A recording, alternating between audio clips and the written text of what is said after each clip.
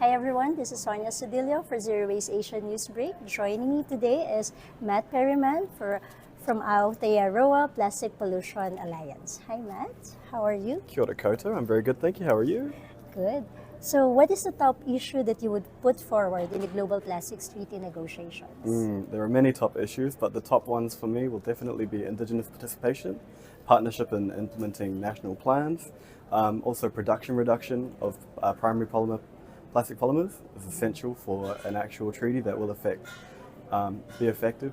The An effective plastics treaty for Indigenous people needs to address the full life cycle of plastics, and so it really needs to begin at the extraction phase and even the prospecting phase for fossil fuels, preventing that from occurring in the first place and placing a ban on fossil fuel subsidies to ensure that fossil fuels aren't being held up by governments and member states that are here supposedly negotiating to end plastic pollution, but the other direction this could take is it could become a recycling treaty, right? And they could end up just investing more in fossil fuels and in plastic production and focusing too much on recycling. So this is really about redirecting it back to what we really need as a planet and people, which is an effective treaty that covers the full life cycle, that cuts production, that invests in reuse, refill, Indigenous-led solutions, particularly in Indigenous areas, which are all colonized areas, and all other lands too, and oceans. That's another thing. Oceans are often forgotten in these conversations, even though there is a focus on marine environment. It's a superficial compartmentalization of what the ocean is. We don't consider, as Pacific peoples, the ocean a marine environment. It's our world. Our whole world is the ocean. And the ocean is responsible for maintaining our climate stability. It's responsible for our food, because all water comes from the ocean. So in the hydrological cycle, the skies, the rain, the snow, the rivers, the lakes, even in the high mountains, that all comes from the ocean. So life comes from the ocean, and we must make sure that the ocean is centered in these negotiations. How was your experience with the negotiation, and how do you feel about the position of your government? It's hard to say how negotiations going so far because it's still early days.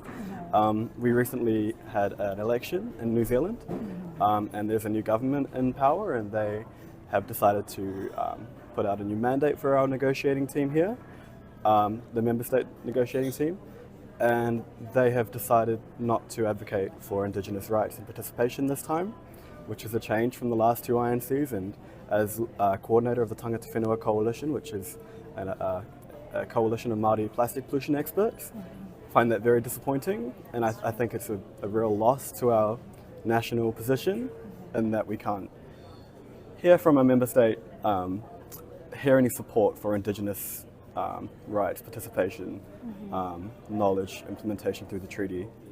Yeah. So what caused the change, and is there enough room to lobby, and how's your access to the member states? So I'm quite fortunate in that we have a fairly decent relationship in terms of communicating with the government, but we have no real negotiating power. So we can't actually make sure our asks and demands are heard in the places that they need to be, because all we can do is meet and lobby with our member state delegation, and then what they do with that information is totally up to them. There is really no guarantee that our expertise is taken into account, as much as we might hope. But yeah, we hope for the best.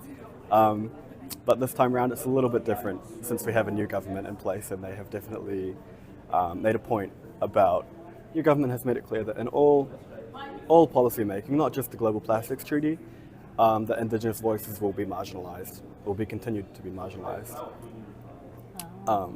And that is one of the primary goals of this new government, unfortunately. Oh, wow. Do you feel that the negotiation process is going where it needs to go? It's again hard to say if the negotiations are going where they need to go, to be honest. Without Indigenous peoples at the negotiating tables, it's unlikely that there's going to be as ambitious and as effective as it could be. I feel like if Indigenous people were given more space to actually make decisions and were recognized as nations by the United Nations, not just considered observers and grouped in with industry, because every other nation is considered a nation by the United Nations apart from Indigenous nations. And it's quite clear why that is, because the UN is fundamentally a colonial system.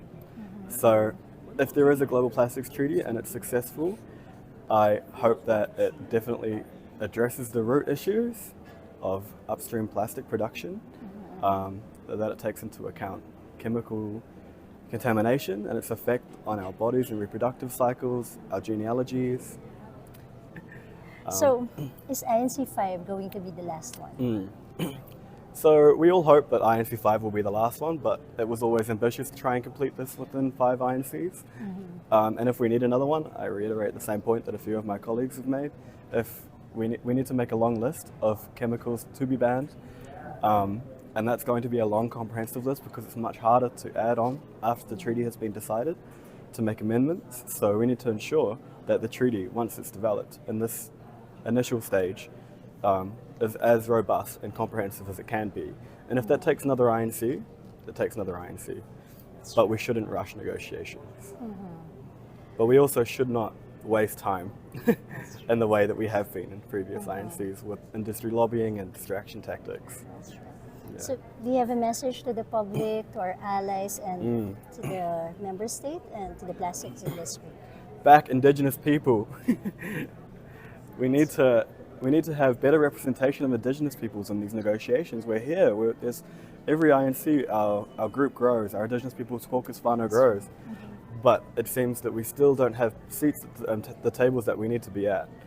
And the real reason behind that is colonialism. So addressing the colonialism within our own governments, within the UN, by, I'm not sure if we could decolonize decolonization, but at least making room for our voices so that we can help guide the plastics treaty in the best way possible to be as effective as possible and as relevant and best positioned for Indigenous peoples to make decisions in their own lands and oceans. Thank you so much. Thank you. Thank you so much. That's very disappointing bit of information. This is Sonia for Zero Waste Asia Newsbreak.